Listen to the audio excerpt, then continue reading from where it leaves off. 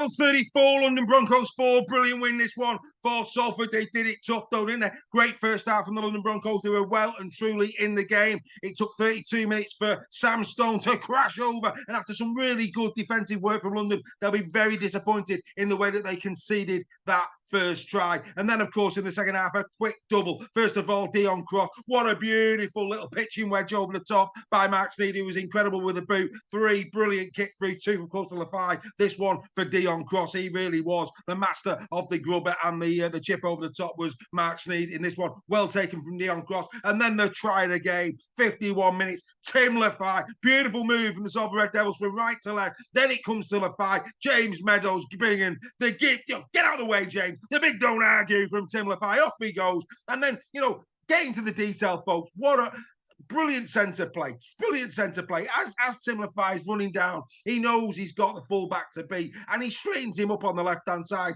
to create the space for Nene MacDonald on the right. Ball inside. In goes Nene. Worst swan dive I've ever seen attempted on a rugby league field. It's a good job. He's one hell of a player, is Nene MacDonald. It wasn't one of his better ones, was it? Let's be absolutely clear about that. And then, of course, from that point on, they steamroll. Lafai goes in.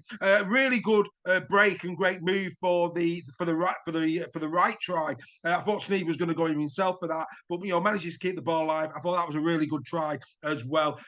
Before, of course, Lafai got his second of the day. Hakeem Maludi, he had an interesting game, didn't he? Hakeem Maludi getting the consolation try for the London Broncos, who actually, I think that first half performance, probably it'd have been harsh if they'd have been nilled, if I'm being honest. I think, the fact that Maludi went over there, fair play. I think it'd have been very harsh if London had been nil, because I do think, especially in that first period, they had some nice moments in the game. But there is a gulf. I mean, there's an absolute gulf at the moment between London and the rest. There really is, possibly with the exception of maybe Hull FC and the Casford Tigers. But, the bottom line is here, London doing it tough yet again. They're in the arm wrestle, but then they were blown away in the second half. Salford, very, very professional. I'd love to know what Paul Rowley said at half-time, because it was a different Salford Red Devils after the break, wasn't it?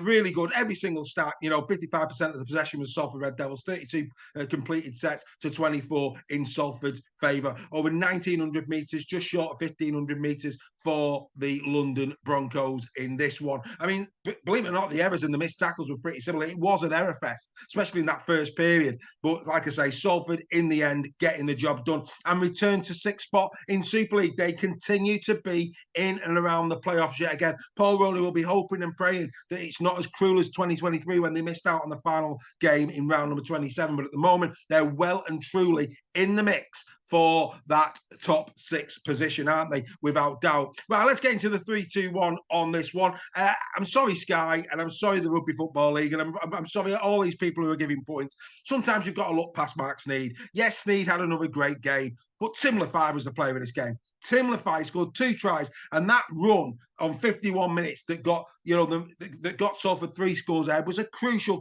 score. And it was all about Tim Lafai. Beautiful, don't get me wrong, lovely sweeping move from right to left from the Salford Red Devils. And then it comes to Tim Lafai, who absolutely gave James Meadows the big don't argue. Get out of the way, James. I'm going down the field of play. And let's get into some detail here. What wonderful centre play. He's got the fullback to beat, and right at the very depth, he shifts to the left-hand side to force the fullback to create the space for Nene MacDonald. That was outstanding play from Tim Lafai. Really, really good. And, of course, MacDonald's got an easy race to the line. And like I say, worst swan dive I've ever seen on a rugby league field. He won't be winning any high diving medals, will he, anytime soon? Soon will Nene MacDonald. So for me, Tim Lafai, man of the match, 2 tries, 1 assist in this game. Another 6 tackle bust for Lafai. 2 more offloads there to Nene MacDonald. No offloads. That was quite surprising from Tim Lafai, but his all-round game was outstanding. 18 carries, 113 metres from Tim. Really, really good. The 2 points I am going to give to Sneyd.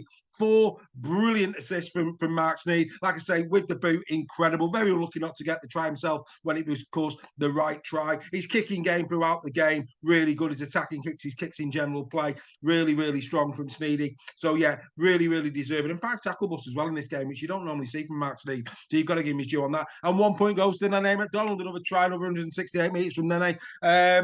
These really are the trilogy of destruction, aren't they, this season for the Salford Red Devils. Whenever they win, It's these three players. I mean, people will say, well, what about Ryan Briley? Ollie Parkinson's had some good moments as well. But, these are the three critical players for Salford Red Devils. If they are going to get into the top six, it's vitally important that these three players remain fit. And unfortunately, of course, Nene MacDonald did go off at the end of this game. He seemed to have a strain. There was a tackle where he was almost like trying to crawl forward. And I just thought, that doesn't look good. He had his knee straps as well. Has he strained something? I don't know. We'll keep an eye out on that over the next couple of weeks. But, the fact that there's now a break could, of course, go into the favour of Nene getting back on the field of play for their next outing, which just happens to be the Warrington Wolves at the Halliwell Jones Stadium for round number 14. The Wire will either be Challenge Cup winners or runners-up going into that game. It should be a fascinating match. The beginning of round number 14 will be the Warrington Wolves against Salford Red Devils at the Halliwell Jones Stadium.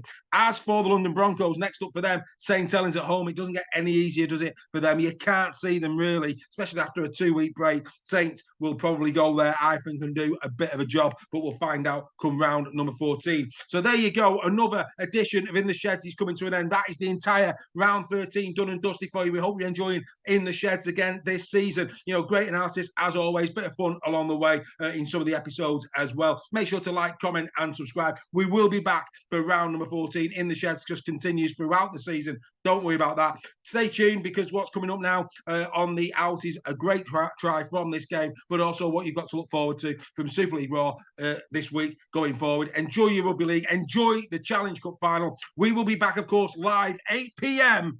for Super League Raw Weekly on YouTube, Twitter and Facebook this coming Tuesday at 8 p.m. Please join us for that, where we will review the round 13 games. Of course, no final whistle podcast this week. Instead, we did a tribute show to Rob Burrow. You can catch that now. And of course, we will be discussing the Challenge Cup final. So do join us for that. We hope you've enjoyed this edition of In the Sheds. Enjoy the Challenge Cup. We'll see you next week.